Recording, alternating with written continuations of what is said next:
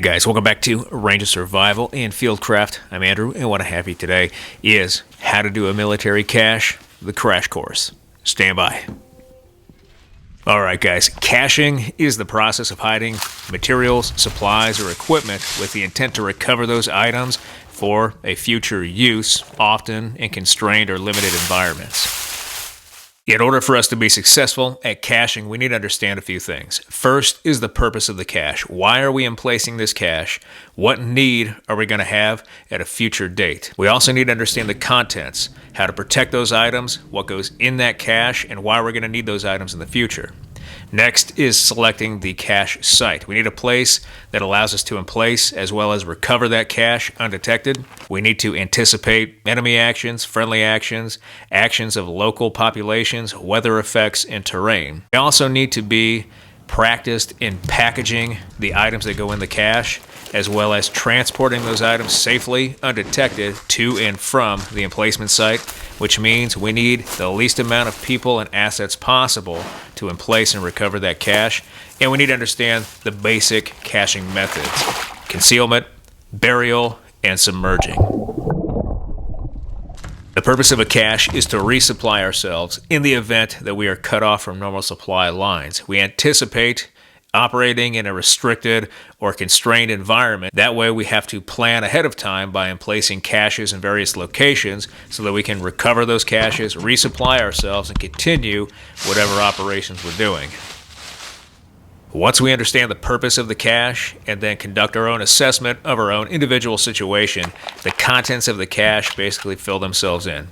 Typically what we're going to have in a cache are medical aid items, ammunition for our primary weapon system or for survival, batteries for our optics and lasers, as well as food items that are long-lasting that we can eat and then continue operations.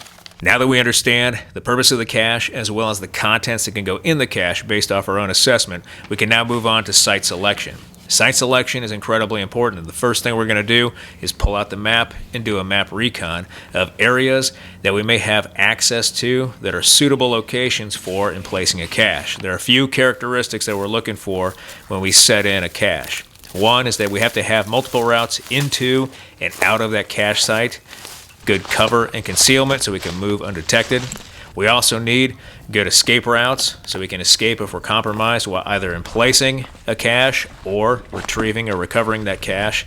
We also need landmarks and features that are going to give us reference points that we can use to locate or pinpoint that cache, because it may not be us who recovers that cache. It might be somebody else. So we need to have good land features that person can follow. And then we also need a cover story. A cover story for the area we're going to. That way we can blend in and we look like someone who's been there before. And in this case, we're going to be a fisherman testing out different waters. Once we have our site selected and we're going to conduct our ground reconnaissance, we bring our Recon Kit with us. A couple of things we're going to need: map, compass, protractor, pen and paper so we can make a sketch of the area, as well as optics so we can observe the area, and maybe defensive weapons, along with our fishing kit and fishing supplies so we can blend in and easily explain our presence in that area.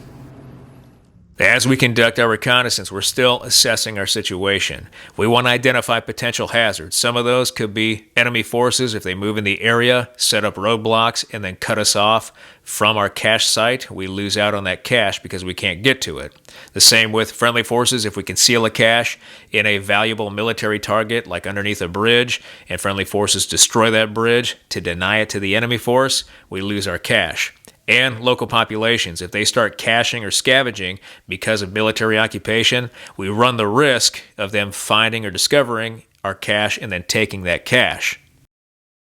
We also need to understand weather, terrain, and time. The optimal time to put in a cache is at night, when we have good cloud cover or there is low visibility, low ambient light, so we can move undetected into our emplacement site and place the cache and then move out of that area undetected. So now we should be able to understand the purpose of a cache, the contents, site selection and reconnaissance methods, as well as potential hazards when emplacing or recovering a cache. Now we can move on to actually packaging that cache. Packaging a cache is going to be based off the items that we're going to cache. There are a wide variety of different containers we can use. Almost any container can be a cache. We can use small fishing tackle boxes that are waterproof and concealment caches, all the way up to larger PVC pipes or larger containers or ammo boxes for actual burial or submerging caches. It all depends on what we're trying to cache, the environment, and then our assessment. There are 9 steps when it comes to packaging a cache. The first step is inspection. We inspect all the items that we're going to cache, the cleaning and packaging equipment, as well as the container to make sure everything is serviceable. Next, we clean all the items, knock the dust, dirt, and debris off those items before we wrap and put them in the container.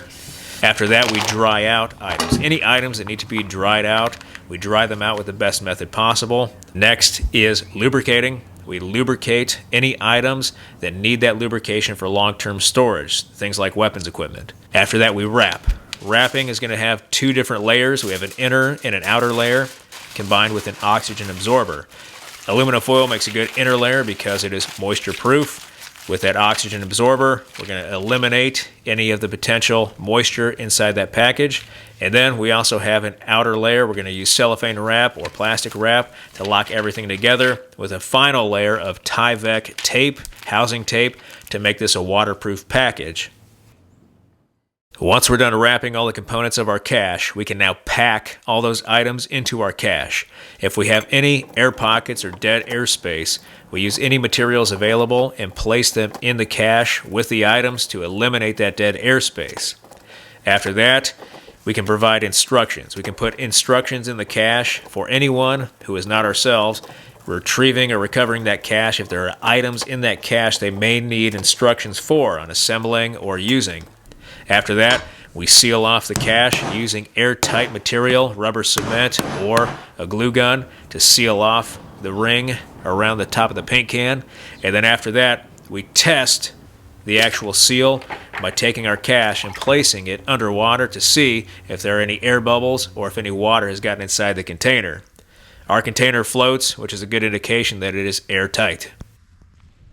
With packaging and testing the seal complete, we're now ready for transport and moving to our intended emplacement site with the cache and our burial kit. We want to take one route in and then a different route out of our intended emplacement site. We're going to stop, look, listen, smell, and we remember to have all the items necessary to provide for our cover story in the event we run into someone while we're moving to our emplacement site.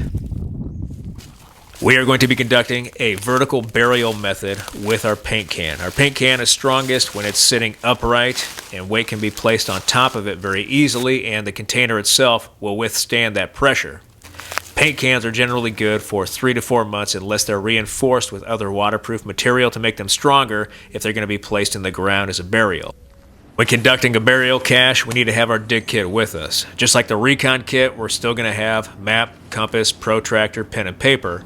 But now, since we're doing a burial, we're going to need to bring a probe with us to probe the ground and the soil to make sure it's good, a ground sheet so we can lay any loose earth on that, sacks or some sort of sandbag so we can carry loose dirt away, leaving no trace of our presence, some sort of spade or e-tool, a hatchet to chop up roots, as well as a saw, maybe a crowbar if there are rocks in the area, as well as a flashlight so we can see into the hole, and because we're going to be operating at nighttime. Once we go for the dig, we need to pinpoint that cache site exactly using grid coordinates combined with our landmarks and terrain features to begin building a detailed plan for future recovery. We lay out that ground cloth, sweep away the top layer of vegetation, that way we can sweep it back over once we're done filling in the hole. From here, we can dig up that first layer of earth as one single piece. That way we can put it back on top of the hole once we're done to make it look like nobody was ever here. We dig that hole, and we want a hole that's deep enough where we're still going to have about 18 inches of space from the top of our paint can as it sits in the hole from the earth that we're standing on.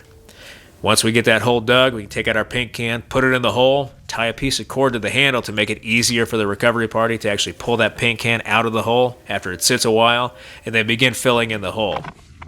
As we fill in the hole, make sure that all dead airspace is taken up with dirt, and then begin putting a layer of dirt over top of the paint can a few inches or so. A technique is to find bits of metal around the area or any trash and place that over top of the dirt that's on top of the paint can, just in case somebody comes by using a metal detector.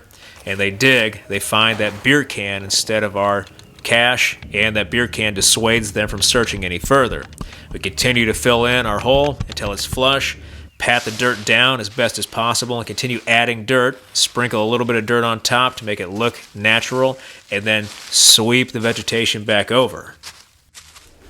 Our cache is now complete, and we want to leave this area as quickly as possible. We're going to collect up all of our gear and the excess dirt and move away from our cache site, and then package everything and get out of this area using a different route. We're going to take that excess dirt, put it inside a sandbag, and that sandbag is going inside of our pack and coming with us. We collect up all of our gear as well as our cover story items, and we move out in a different route than we came in. For sake of our cache operations, we're going to do recovery. Recovery is basically the same thing as emplacing a cache, just in reverse. So now we're going to move back out to that cache site from a different direction, pinpoint the cache location using our GPS map, compass, landmarks, and terrain features. We get out our probe once we're in that area, and we probe the ground until we feel the cache with the probe. From here, we get out our ground cloth, remove all the dirt, find our cache, pull it out using that paracord with the handle, recover the cache, and then we fill in the hole using that dirt. We're going to walk away with probably excess dirt. If we didn't walk away with excess dirt, we could fill the hole with rocks and sticks and then put a layer of dirt over top to make it look like nobody was there. But in this case, we have excess dirt that we're going to take with us. We're going to secure that cache, package everything up, make sure we don't leave any equipment behind, sterilize the site, and then with that dirt and our cover story items, we're going to move down to the water. We can dump all that excess dirt into the water. It will disappear. We can fish for a little while to maintain our cover while we have that cache, and then we can safely move out of the area using a different route with the cache recovered and head back to headquarters.